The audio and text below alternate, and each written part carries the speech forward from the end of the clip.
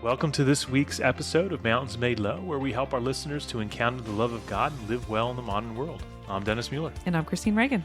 And today... I was just going to say we're back, baby, but no one knows that you've been on vacation. No, I have, yeah. I've been away, and we got a couple of episodes recorded well in advance. Yeah, but we've had like a 2-week hiatus. Yeah, 2 weeks. Yeah, so now we're trying to play catch up a little bit because we have nothing left in the We got to tank. get back in the groove of doing this, you know? It was funny. I was with my mom the other night, and she was talking to me about one of the episodes, and she said, you know, when Christine talked about the luminous mysteries and everything, I said, I have no recollection of that conversation whatsoever, No. Mom. I'm sorry. I don't even know what episode that was from. If we had recorded it the day previous, I think I would have forgotten that, to be honest. Maybe. But today, we really have a nice... Oh, it's a spicy topic. You know, we're going to get into it, right? We got a nice spicy topic for you. When you threw this out there, I was like, what are you talking about now? Right. You want to... Yeah, so we're going to delve into how to spice up your marriage. And that's what threw me. Right? And even if you're not married, don't go, bailing on us just yet. Don't think this topic won't benefit you.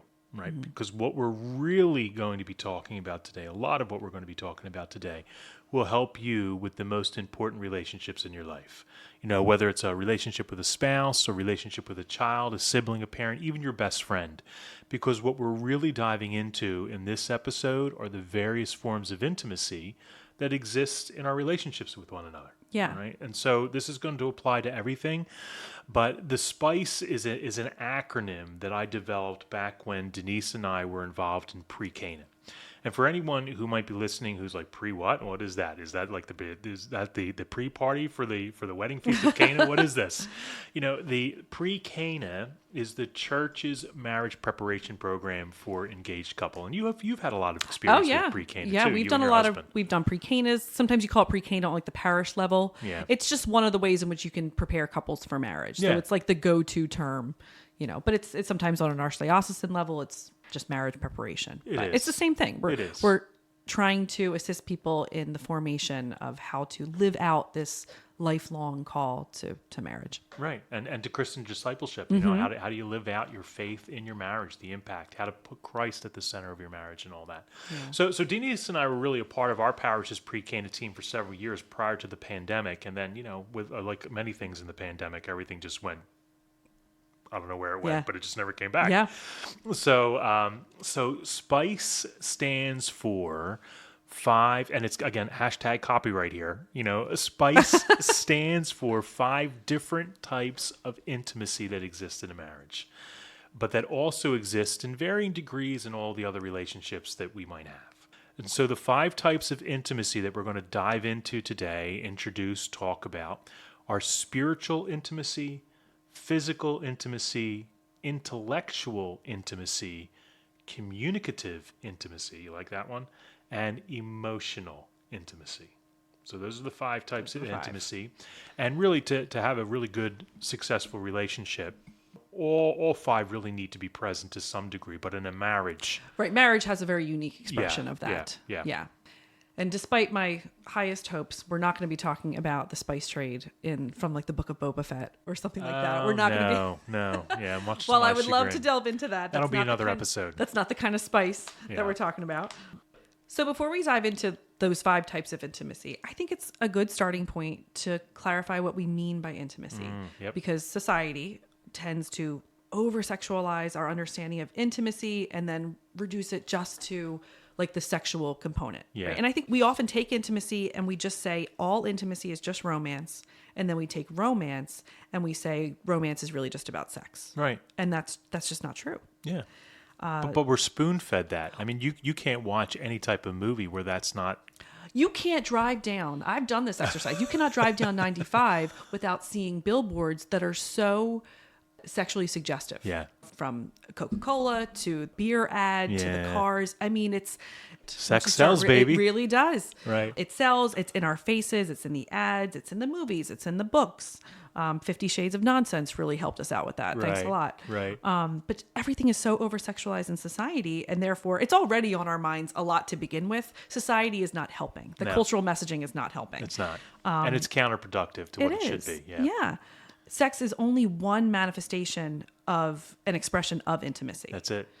When we're talking about, sexual intimacy, that only is relevant to a married couple, right? Yeah. So when we boil down intimacy to just sex, well, we have a variety of intimate relationships that we enjoy in our life. And so to not really delve into the meaning of real intimacy, we're doing ourselves a disservice. Yeah. Obviously, there is a unique expression within marital intimacy. But we're called to have, it's good for the human person to have intimate relationships, our intimate relationship with God and each other. Yeah. When we talk about like physical intimacy, I mean, sex has no role in the intimacy in our relationships with others outside of marriage. It should not. Right? Yes, it should not. That's what really makes marriage distinctive. What do Right. I do in this relationship versus other relationships? Right. And so the idea that you have a friend with benefits, that's sin, folks. Let's just lay that out there now. That's sexual intimacy, as we'll kind of talk about when we kind of expand this a little bit in physical intimacy. That is just one aspect of physical intimacy, and it should only exist in a marriage. That's it. And then when we're speaking about just intimacy as it is, we're speaking about closeness in a relationship. And that closeness is gained by revealing ourselves to one another, our true selves. True self, Break down the word. Sean and I used to do this in marriage prep a lot. We would say, intimacy, into me, see. And it's everything that I am, everything that you are, and it's this exchange, right? It's this reception and this giving over, this giving away. And it's all about being and accepting the other person for who God created us to be. We are loved and we should be respected because of how we're made, because of how good we are. It's an honest sharing. It's an honest sharing of the spiritual, the physical, the intellectual, the emotional facets of who we are with other people. And then in regard to a spouse, that sharing should be a complete and total sharing of oneself spiritually, physically, intellectually, and emotionally.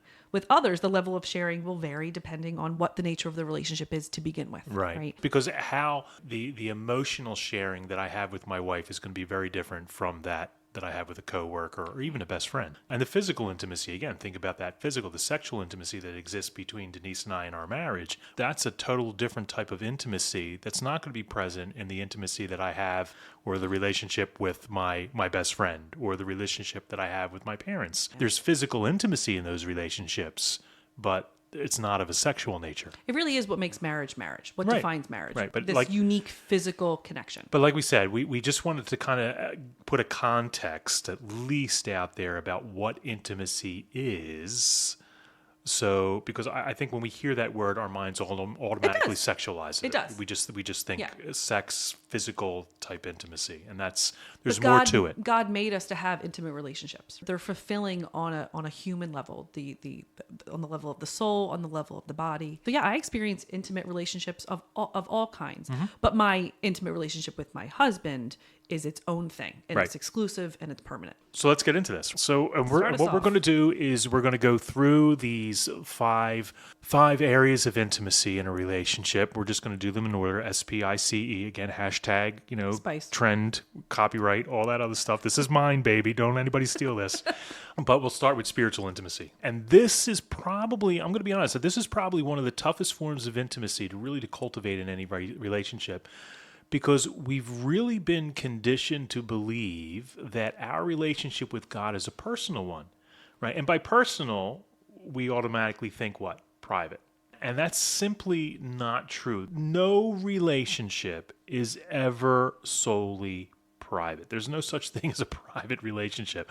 Yes, our intimate relationships are private, but they also have a very public dimension to them because we don't live out that relationship in a vacuum. And things that we often think are private or we think are done kind of in the darkness are always brought to light. Yeah, it's always exposed. It always becomes public, and then when it goes that way, that's when it becomes scandal. Boom. But think about it. Like, who isn't moved by a dad holding a sleeping infant? It's a beautiful image. There's actually nothing more attractive in terms of when I see my husband. It's like, oh my gosh, it's so sweet. And it's just a moment in time. It's a moment in intimacy. It's a moment in beauty. So again, it's public though, right? And it's the same thing. Like, who isn't moved or touched when you see that elderly couple walking down the street? Because we communicate the intimacy of our relationship in a variety of ways. And so in a communal context. In a communal context, even though it might be private, even though it might be personal. And this is important to keep in mind when we talk about spiritual intimacy. Yeah, when we talk about spiritual intimacy, what we're talking about is sharing our relationship with God,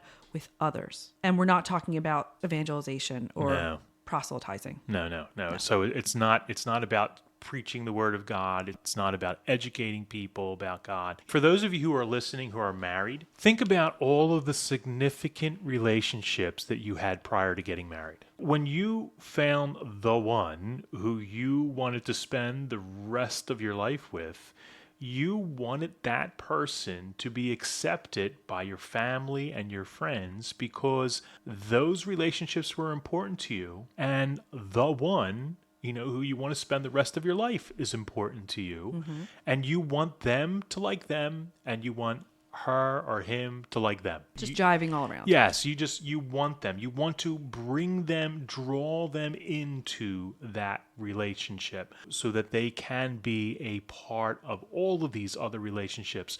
So if that's true, if we share our relationships with our friends and our families, with our spouse, with the person that we love and want to spend the rest of our life with, then why would it be any different when it comes to our relationship with God? Yeah, because we're afraid. There's something that we're afraid of. There's something about that. It doesn't need to go into this area. Yeah, I don't understand it personally. I mean, I don't understand why we all of a sudden we just kind of close the door on that type of relationship. If our relationship with God is significant in our lives, then why would we exclude that from our spouse, from our child, from our friend, or place limitations on the involvement of that person in that relationship, maybe reducing it to nothing more than, well, we pray grace before meals, or, well, we attend Mass together. But that's it. That's the extent of sharing this spiritual intimacy that we have with our Lord and God. We don't share that relationship with people. I really do think it has to do with the reactions. And I think maybe the reaction that we're afraid of from the public, we're worried may happen in our own household. Maybe. Right? What might people say? Maybe. Why does it fall off so quickly? Yeah. Why, when Mass dismisses, does my spirituality also dismiss? Does the sharing also dismiss until the following Sunday? Yeah, Right? I mean, that's a good question. If you are married, then, and you're not sharing your relationship with God, you're not praying together as a couple, and we'll talk about how to live out spiritual intimacy in a little bit. But if you're not doing that, that's a good question to ask yourself. Like, why am I not doing it? Is there a fear? Is there a hesitancy? Is it just ignorance? Rejection. I think it might just be a misunderstanding of what's necessary to really make things maybe holy and move and successful. But I think rejection is a big one. I really do. Could be. Loss of relationship, isolation, something. There's a reason why people keep it inside. A recent study reported that 76% of young Catholic parents prefer to pray individually rather than together as a family. And that is such a sad statistic. Yeah. And it continues. Only 11% of couples pray together on a daily basis. And those that do pray together on a daily basis actually have a less than 1% divorce rate. So that's like marriage insurance. Just pray as a family, and it's marriage insurance. The couple that prays together stays together. Yeah. This is real statistical evidence that things are always better when Christ is placed at the center of your life, and then at the center of your marriage, and at the center of your family. Like, I just want to kind of hear that statistic again. So you said that 11% of couples who only 11%. Okay. Pray So together on a daily only basis. 11% of couples pray together on a daily basis, and they have a divorce rate of less than 1%. Yes. That's phenomenal. This is one of the reasons why the church encourages, through pre-Cana and through its teachings on marriage, that there's a third person in your marriage, and that's Christ Jesus, right? That's marriage lived as a sacrament. Yeah, that's the sacramentality. You're not just in a financial relationship. You're not just in a domestic partnership. It's not like that. You're in something that is bound by someone far greater than yourself. Beautiful. If you're married, pray together. Then you can have that kind of statistic on your side. Yeah, pray together daily. And when I'm talking about praying together, I'm not saying you have to sit down and do the rosary, the Divine Mercy Chaplet, or, sit down and say a couple of Our Fathers, Hail Marys. I mean, if that works for you, that's great. If you're doing that already, that's wonderful. But if you really want to pray, truly pray with and for one another, Ask one another what's going on in each other's day. Make your conversation your prayer. Yeah, Anytime make that conversation. Put it in the context of prayer. If the conversation is holy, then it's a prayer. Yeah. Talk about each other about what's going on in the lives of your children, in the lives of your family, your friends, and then pray for each other's intentions. If you know that your husband's got some type of huge work project or some type of difficult task or vice versa in the days ahead, pray for one another about that. Yeah, don't let the conversation just end with, oh, that's a shame for you. Or, oh, that sounds hard for you. Yeah. It's do something productive. Pray. Put it in the context of prayer. Just 5 minutes of doing that each day is going to be a game changer for any marriage. And if you have children at home, pray together as a family. Get to Mass every Sunday. Can't emphasize that enough. And there really is no greater form of prayer and intimacy with God than the Eucharist. So, like I said, get to Mass, right? Enter into Holy Communion. Become one with the Lord God who loves you like no other. And then let that Holy Communion follow you home and bind you together. Bring Jesus back to your house, right? To help strengthen that relationship, to help strengthen your relationship with your children, your relationship in your marriage. But when you're working with your children, if you have children at home, or even if they're gone, if they're away at college, if you're an empty nester and your kids are married, when you talk to your kids on the phone, ask them what's going on in their lives and then pray with them about it. Don't let them get out of it by just saying, I don't know. Yeah. You do know. What do you know? Or, no, it's good. We're good. I'm good. As a family, pray over one another when there's big things going on. That's something that we've started to do as a family. We do a lot of laying on of hands. We really do. Good. And I want my children to see, I saw it as a young person growing up. I want my children to be comfortable with it as well. I mean, Scripture speaks to the power of that, not just to the power of communal prayer and family prayer, but also the laying on of hands. Yep. Have real conversations about God, about your feelings where there are hurt feelings, when forgiveness needs to happen. Bring these things to the surface. Yeah. Even when there are fights in your family, even when there are disagreements, bring that spirit of prayer into those kinds of circumstances too. We can read the Bible more. We can talk about it. We can pray the rosary. Divine Mercy. Again, there's formal things that you can do. If you're like, I'm not really comfortable with, I don't know what to say, and I don't know how to pray with my spouse. Okay, well then do the go-tos. Do a decade of the rosary. I had a good friend now. I mean, he's deceased, but he used to talk about how he really didn't like praying the rosary, but his wife prayed it every day, multiple times a day. And she asked him to pray the rosary with her. And what they did to make it meaningful for him is he offered every decade for the intention. Christine's looking at me like, there he goes again. No, it was the look. I find how you pronounce certain things so entertaining. Yeah. I really do.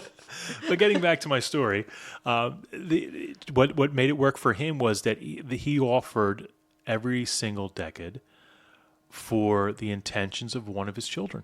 They knew maybe some things that were going on in their life, or maybe they didn't, but every decade was prayed for one of his children. Sometimes I think when we do pray, we think it's just kind of going out. It becomes this very abstract thing. I'm just saying these words to the air that's listening. Yeah, is anybody listening? Make it, concretize it. Yeah. Prayer is powerful. It is meaningful, but sometimes we need to, for our own sake, provide meaning for it, give it a purpose. I just don't think that we can have spiritual intimacy with another person if we haven't cultivated that with God individually. Yeah.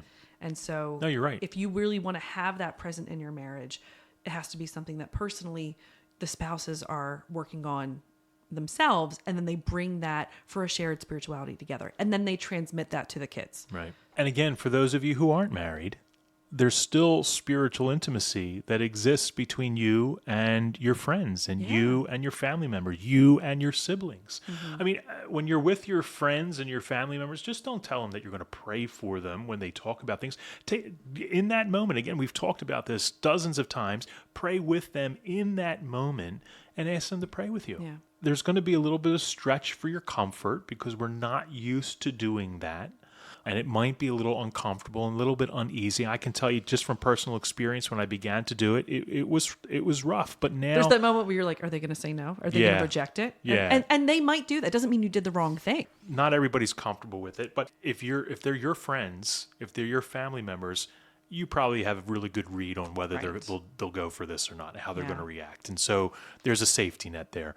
The more you do it, the more natural it becomes and the easier. It's almost spontaneous now. Yeah. You're calling God into that intimate relationship that you have. It strengthens your intimacy with him, and it makes your friendship even deeper. Because we do that. Like we our friends, we get our friends to rally around one another, and our family to rally around one another when there's a moment of crisis. Well, no, why can't we rally around our friend with God? That's spiritual intimacy. And if he's supposed to be the real center of our lives, then we have to disclose that to people. Yeah. So that's spiritual intimacy in a brief nutshell. Again, I would encourage you to maybe explore that a little bit more, if you're listening and that appeals to you. But it's definitely got to be something that's a part of our marriage. Right. It's not going to hurt your marriage. No, absolutely not. It's going to enhance your marriage for sure, because you're bringing Christ, like making him the center of that.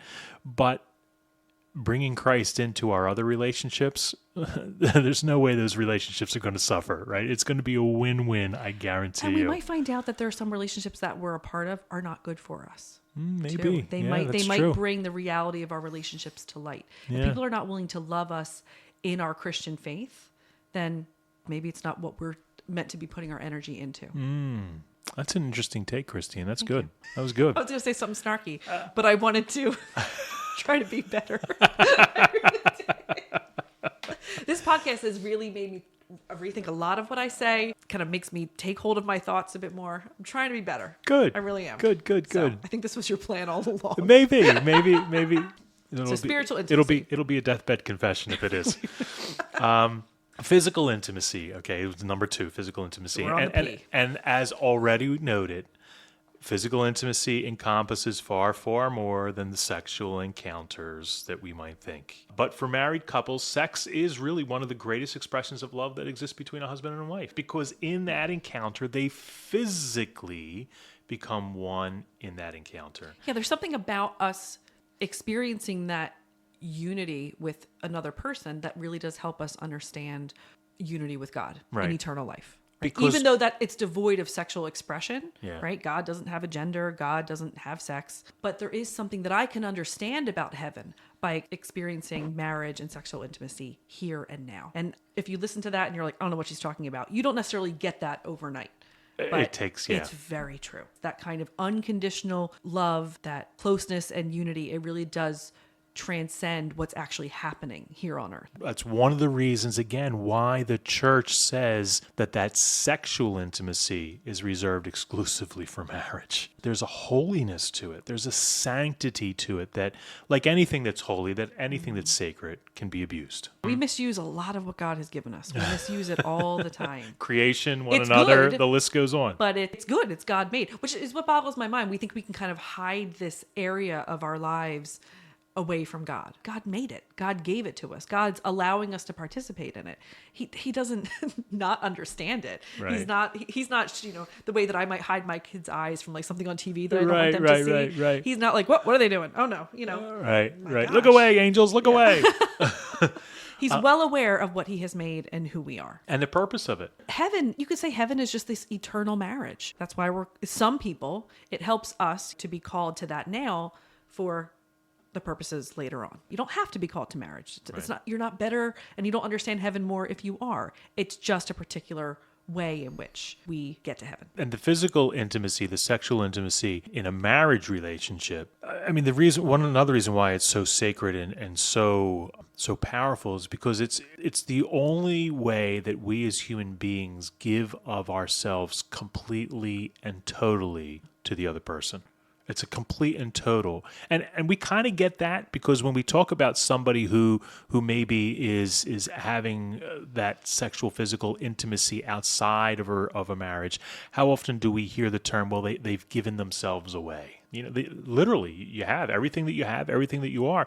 You've just given it away, and that person maybe has cast it aside and moved on. Physical intimacy, that level of physical intimacy exists in a marriage, but it's not a part of other relationships. I mean, physical intimacy, hugs and embraces and kisses. And I mean, there are those things we do share. It's physical intimacy, but it's not intercourse. Right. And when we talk about the physical intimacy, well, just think about the physical intimacy that exists between a parent and child. Like when you hold your child, because they're little, it'd be hard for me to kind of hold mine now. But hilarious. I'd be like, can I just cradle you for a second? Just try that with your 25-year-old. How would Right. that go? Right. You're able to probably calm her fears, dry her eyes, bring smile to her faces, all those things. I mean, take a look at me with just me taking my wife's hand while we're walking. We were just on vacation, walking on the boardwalk. We're holding hands. The exchange of a hug or a kiss when I get home. These are all different ways, as you mentioned, that we express physical intimacy in our relationships. And that's really important for some people because that is their, I don't get into a lot of the love language talk, but some people, that is their love language. That's really important to have that physical connection. I'm married to one of them, I know. And oddly enough, it's not necessarily my love language. Is this you trying to talk about Sean and more? So I just... feels very, what's the word? Probably shouldn't have even brought this up. He feels loved when there is that expression of touch. Whereas I'm a bit more auditory. I need to hear a lot of things. He needs to feel a lot of things. He needs the hug. He needs the handheld. He really does. Right.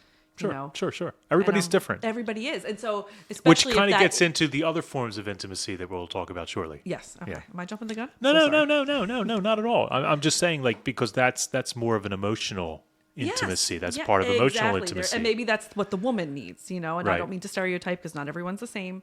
Oftentimes, women are just portrayed as people who just want the emotional connection and no physical relationship, and that is simply not true. But especially if somebody is very physical in just how they receive and express love, the physical intimacy is really important. Even if it's not really important to you, sometimes you just need a hug and you don't know it. And sometimes you just need somebody to hold your hand. Yeah. And as you're held by that person, we're being held by God. That's why they're there, frankly, to transmit that love to us.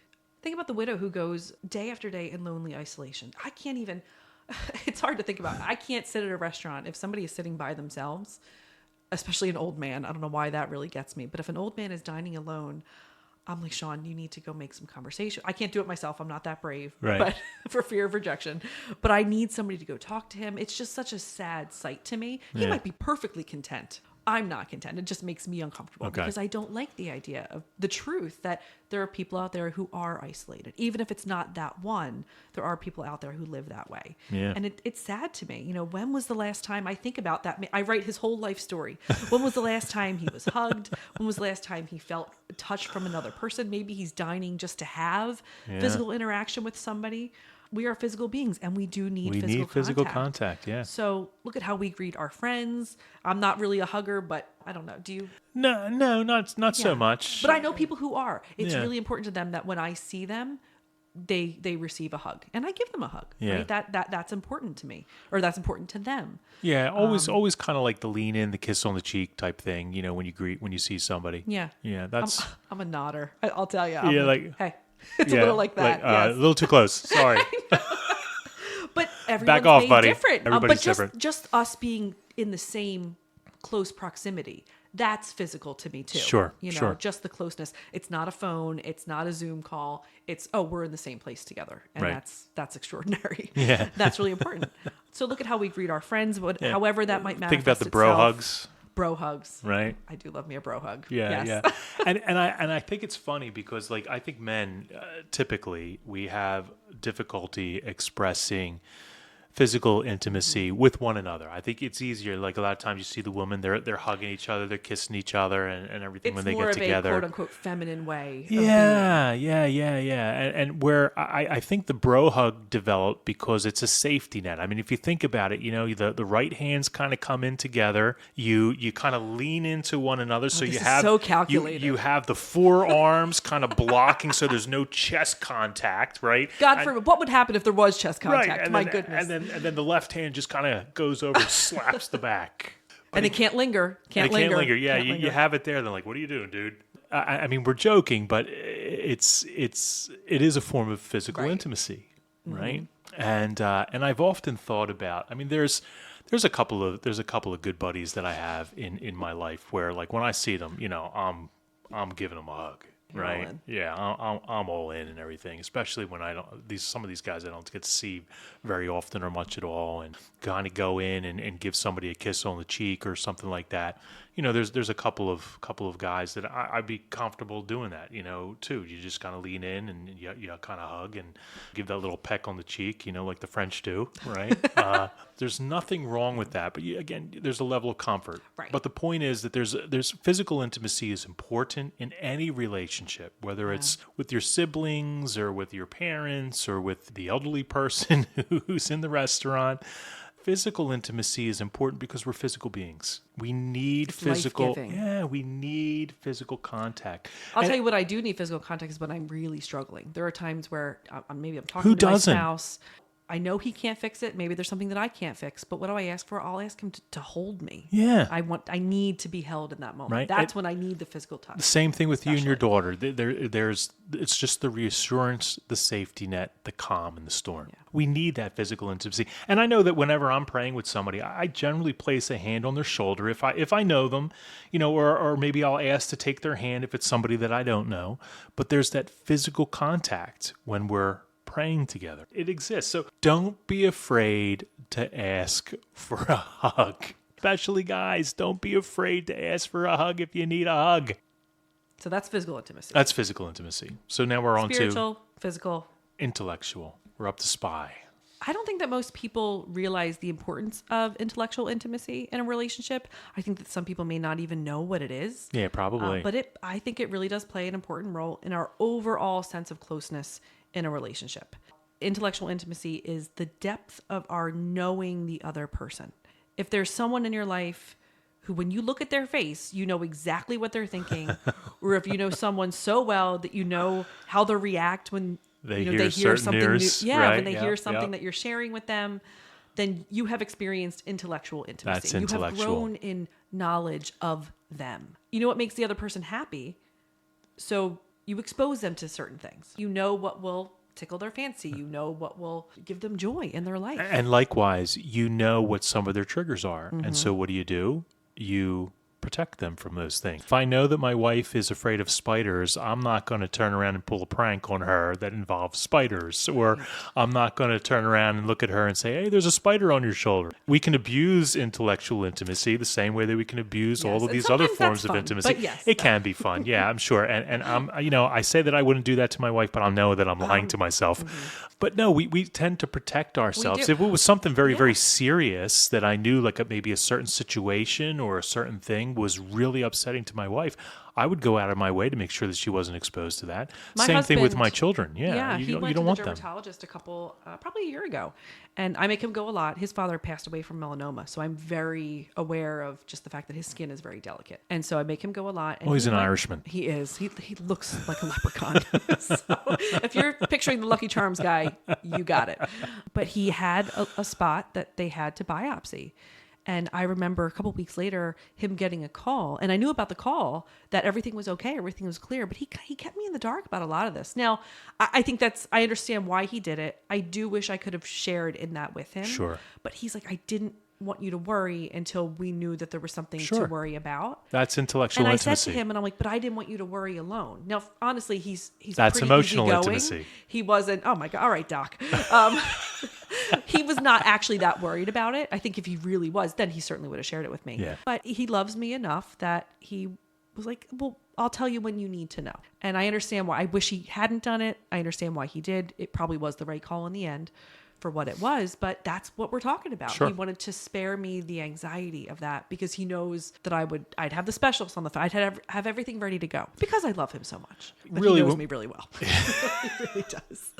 And there's something so beautiful about being known that much. Why do you think God, like again, go to the Baltimore Catechism. Mm-hmm. Why do we exist? God made me to know him. And because only by knowing someone can you truly love them. And he knows your spouse, and this can be true of intimate best friend, in other intimate relationships, but just in my experience with my spouse, to know that there's literally nothing that will divide our relationship, that can shake his love for me. It's extraordinary to be loved that way. Yeah. It's a tremendous, tremendous And gift. you know it. Because I'm not always lovable.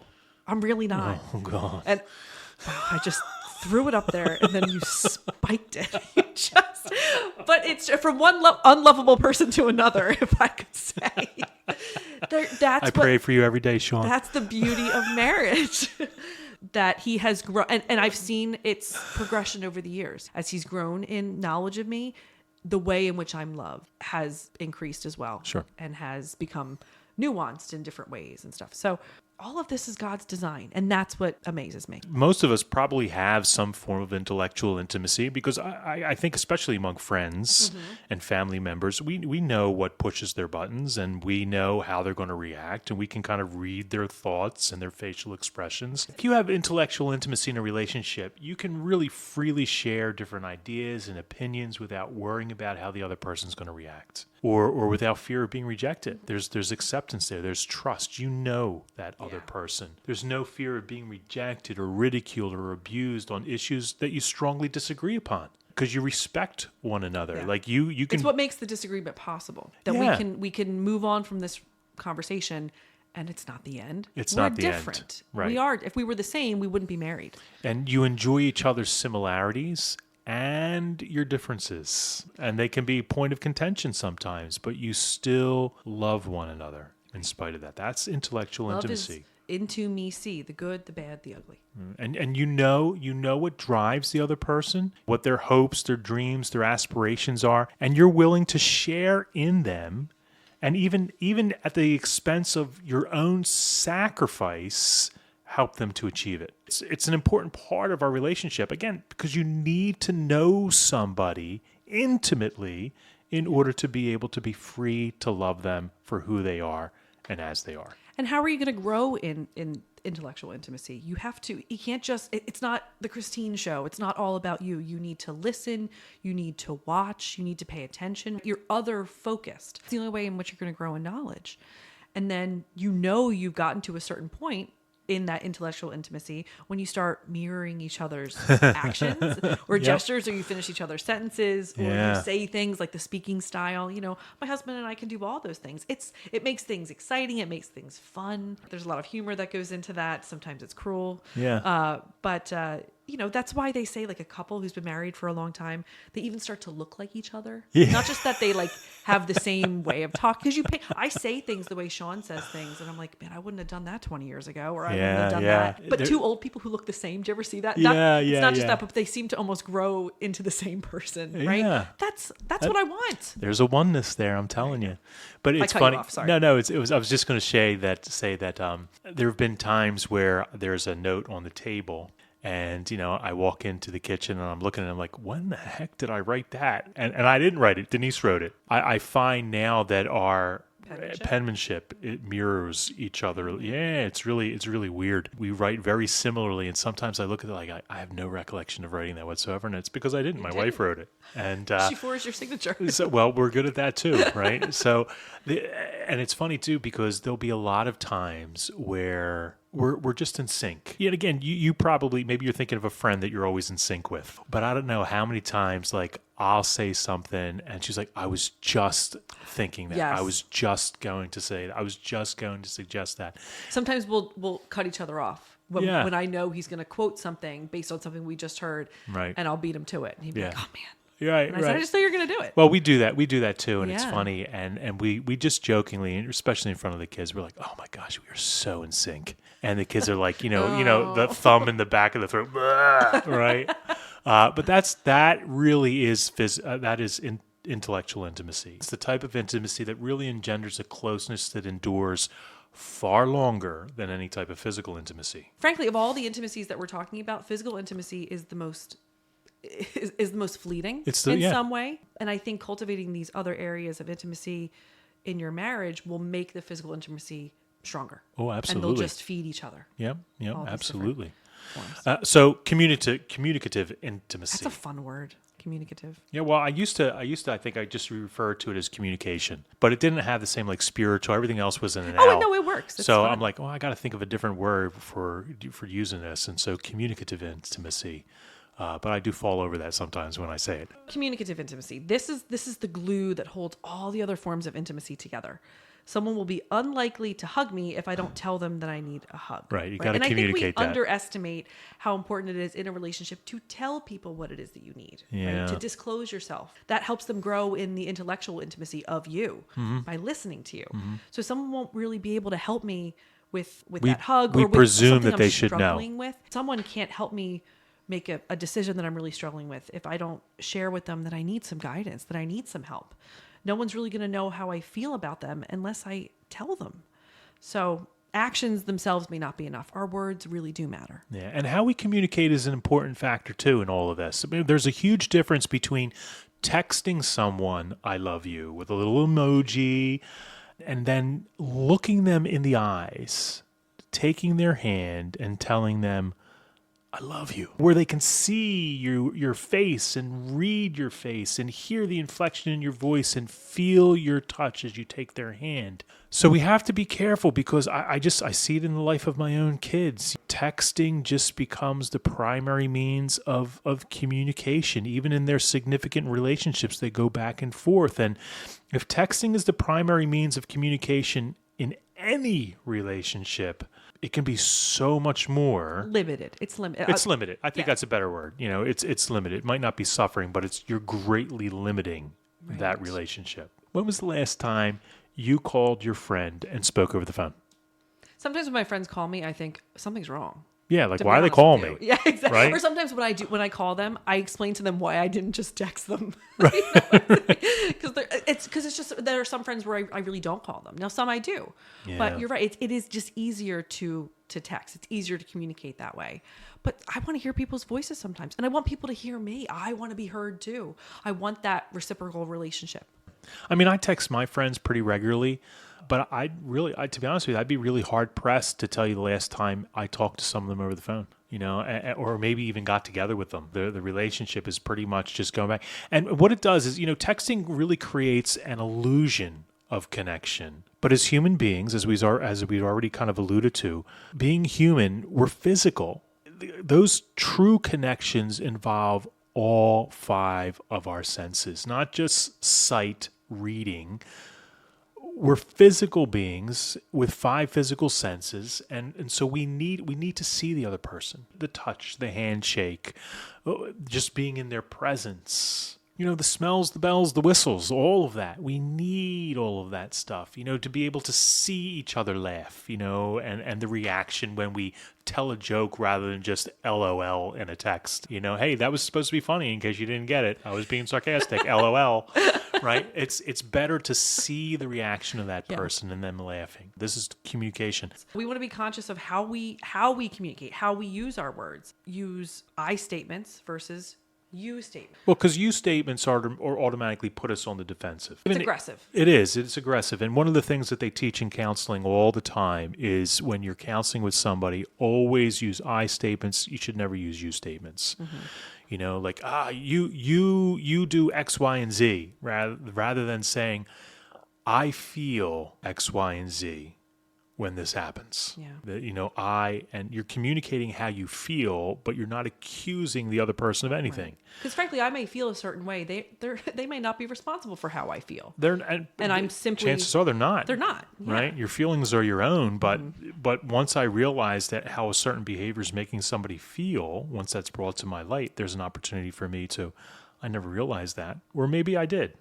This is particularly helpful in like conflict resolution. And who doesn't need conflict resolution? Do you want to But who doesn't need that? Yeah. Right? Any relationship is going to be tested. Oh right? my gosh. At some point you're going to have to do that. If you have siblings, did you not need conflict resolution? With your parents growing up, did you not need conflict resolution? If you're married, trust me, you need conflict resolution. So how What do you think about that? Completely unrelated. What do you think about that rule? Like, don't go to bed angry. I think it's an important rule. I do. And you might, I'm not saying that you have to deal with everything before the head hits the pillow. But what I will do is say like, good night, I love you. We'll bring this up again tomorrow. Right. Well, I might not say that we're going to bring it up tomorrow, but it's given, but you don't go to bed saying nothing. I agree. That's what I mean. We had like a family rule growing up that like nothing was discussed after 10 p.m. because if things were, the more tired you were, and my husband and I kind of do that thing too. I guess the later it was, we're not at our best. Now we're talking in circles. My gosh, or we're becoming more angry more easily. Yeah. So it was like so people say, nothing good happens after midnight. Don't have a conversation after 10 o'clock. Yeah, that's good advice. And some people need that morning cup of joe before they're ready to get started. Yeah. Otherwise, they're irritable without it. That's my lived experience. I'm looking at you, kid. You're not kidding. You are not kidding. But yeah, there's that difference between hearing and listening. We really want to, when we have those moments of conflict resolution, we really want to make sure that we're listening to what the other person is saying before we begin saying what we want to say again. Because that's sometimes all we're waiting for. Like, wait for you to be done so I can keep going. That's right. And that's not communication. You're hearing what they're saying, but you're not listening because you are 2 steps ahead, already reframing your response and your counter argument to that. You have not listened to what they've said. You've heard it, but you're not listening to them. If you're listening to them, again, with the complementarity of intellectual and emotional intimacy, it creates an openness to dialogue rather than a restriction to defend your position and make them understand where you're coming from with all that stuff. That opens the door to that so they can understand you and your position a little bit better, but we're not force feeding it. That's the important part of this communicative intimacy, how we talk to one another. Like how I talk to my spouse, how I talk to my children is going to affect my relationship with them. If I'm always talking down to my children, what is that? What impact is that going to have on my relationship with them? What does that say about me as a father?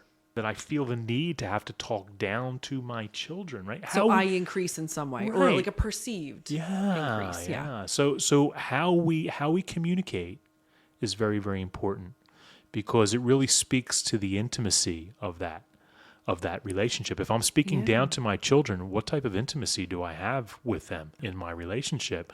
Clearly, it's one of like, I'm in charge, you're less than me, and I need to puff myself up. Whereas love is not puffed up. Yes. Right? That love is patient, love is kind. I heard a translation one it's time. Not boastful. Love is not puffed up. I love that way of expressing it. Right. So pay attention to how you communicate with one another. There's plenty of books out there that talk about communication and dialogue and how to increase that. There's plenty of stuff out there. Communicative intimacy is very, very important in a relationship.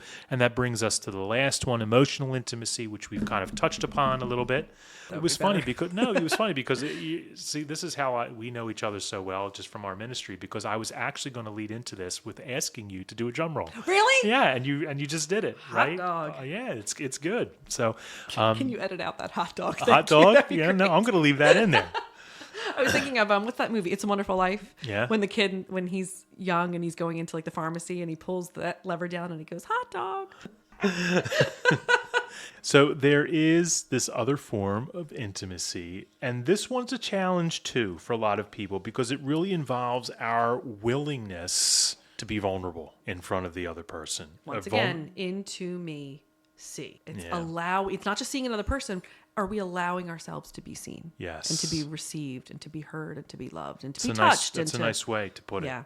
Emotional intimacy is really, it's not having to worry about what the other person may think of us, because we know that they appreciate us and they love us for who we are.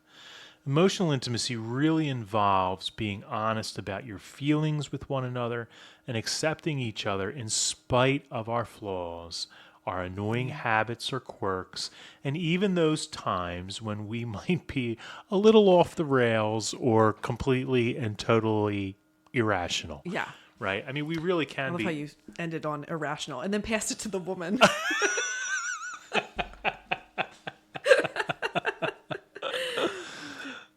We can be honest with one another. If someone we know and care about is making a bad decision, we're not going to let them we shouldn't. We can't just let them wade into misery, right? We can't just let them slowly slip away. We really have to be honest with them and let them know. That's the sign of a true friend. I wrote a paper in grad school, actually, on Thomas More and his relationship with Henry VIII. And I titled the paper, The Cost of Friendship. And it was all about how Thomas More was really Henry's only friend because he was the only one willing to tell him the truth. Yeah. And that's what we're talking about. He was emotional enough. He lost his life over it. He was emotional enough to disclose the truth to him in a way that was rejected, but he was being himself. He was expressing what he believed, right? That his heart and his soul, right? He couldn't take the oath, all of that. Is it really a friendship if we can't be honest with them? If we can't be ourselves. Love them, right? Yeah, exactly. If we can't give and receive love in an honest, authentic way. I think a perfect example of that is when we become somebody different when we're with somebody. Yeah, a little chameleon-esque. Yeah. And I think maybe we do that out of a sense of discomfort and stuff. But I find that as I've gotten older, I don't really care as much. Yeah. So maybe a lot of just age and wisdom will knock that out of you. but you want more authentic friendships. You would rather have fewer friendships in favor of real ones. Yeah. Just about. Yeah. You want the real thing. We want the real thing, right? And so emotional intimacy has to really be a part of that. I do find myself responding more emotionally to things. Not in a negative way, like not that kind of like popping my cork type emotion, but just like I'll cry or tear up at a Kleenex commercial now. Like really? I don't know I don't like it. I don't like who I'm turning into. Right. I don't know what this is, but I do. Like I'll just be watching a movie and there'll just be a scene there, where there's something tragic going on, and I feel myself kind of getting all choked up. If you watch Bluey, you know exactly what I'm talking about. When just anything will move you to tears. Okay. So it's a little out of your range for your kids' age. But there has been a recent episode of Bluey, and Bluey's like, if you know, you know. It's one of those things. It's the thing. There's a full-length episode called The Sign, and I mean, I saw these like reels about it on Facebook. It's just parents watching it with their children and sobbing, and it's exactly what my husband and I did as we watched this movie, and we weren't afraid to do it. I looked at Sean; he is covered in tears, and I'm doing the same thing, and it's just we had a moment. We just looked at each other like, yeah. It was an intimate moment, right, over this Bluey episode. Yeah. It was, this is what life's about. Yeah, and so often we just sit back and when we start to get when we do express ourselves emotionally. My daughter's good for this. She said, well, that's a you problem. That's a you problem. That sounds like a you problem, Dad. Yeah, it's funny because I say a lot. It's a me problem. Right. But really, what our response needs to be is, I feel your pain. Yeah.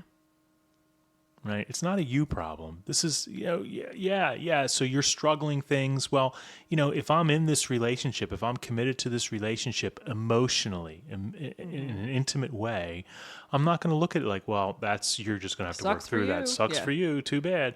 It's going to be, I feel your pain. I'm sorry about that. Yeah. What can I do? Can I pray with you about it? Yeah. And so do you see all the other forms coming in? So then what does that do? That leads to the spiritual intimacy. I want to pray with you. That leads to the physical intimacy. I'm just going to hold you, right? That leads to the intellectual intimacy. I know what you need right now. Let me help you. Yeah. And this just came to mind. We're talking about spice, right? How to spice up the marriage. Spices are fragrant. It makes your marriage fragrant. It makes your relationships, even if they're not sexually intimate ones, right? Because you're only supposed to have one of those, right? At a time. That came out weird, but you get what I'm saying. But we're meant to have intimacy should bear fragrance in the world. Oh, I like that. I'm going to steal that. Hashtag copyright. Oh my god! So quick, too slow. All I wanted to do here was just highlight these 5 areas of intimacy that exist in some degree in every relationship, and especially in a marriage. All 5 need to be present and are equally important. There's no one that kind of trumps the other. All of them need to be done in a proper proportion. It's a holistic approach. They all need to be done in certain proportion to one another. Hopefully you've gleaned a little something, maybe even take a look at your relationship and like, oh man, we have that. I didn't know that was emotional intimacy. Oh, we do that. We think alike all the time. I didn't realize that was intellectual intimacy. That's what it is. So chances are you might not have heard these terms before, but I guarantee if you reflect on your relationship, whether it's with your parents, your siblings, your friends, your spouse, your children, you're like, oh yeah, we got that. Right? We have that. So the idea now that you're aware of it, how can you cultivate it? And is there anything in those particular areas that well, maybe we need to work on that. Maybe we need to be better in our communicative intimacy. Yeah. Don't just be content with the status quo. Like, or things just are the way that they are. They're Relationships not are constantly I don't care if you've been married growing. for 50 years or you've been married for 6 months, or if you just have, you're taking this as an unmarried person and just focusing on other intimate relationships. Everything can get better. There's always hope in relationship. Always. All right. So, well, thank you for joining us with the Christine Show. We are MML Podcast. I waited the whole time. We are MML. You can reach us at mmlpodcast@outlook.com. And we do have a website, mmlpodcast.com. And Dennis's home address is... you can send letters directly there. We will. Who knows what we're talking about next time? I don't think I have anything fresh We don't have in a lot my in mind. the kitty, so we gotta. Yeah, like I said, stay tuned. This is like 3 days back from vacation. There's a lot of stuff on my plate and Christine's all that plate. time So to focus on things. I've been chipping away here at the church. The only thing I focus on vacation is vacation. But I'm back now, so we'll get things squared away. All right. Well, we will see you next time. All right. God bless.